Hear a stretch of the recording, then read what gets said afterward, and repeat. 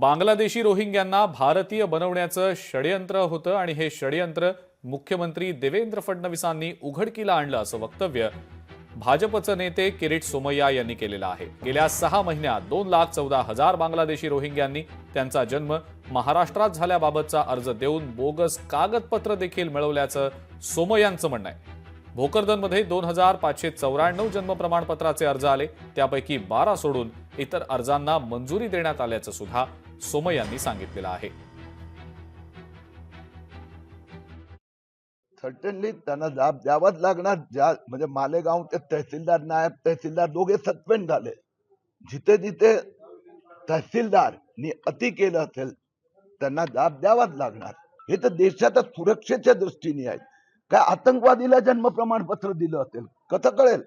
एक पुरावा नाही आहे, एक 1% करेक्ट नाही आहे।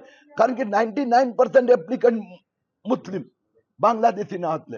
कारण की इथे राहणारे मुस्लिम आणि हिंदूंनी ऑलरेडी 50 वर्षात काढलाय सर्टिफिकेट, दाखला घेतलेला आहे। हे बाहेरून आलेले आहेत।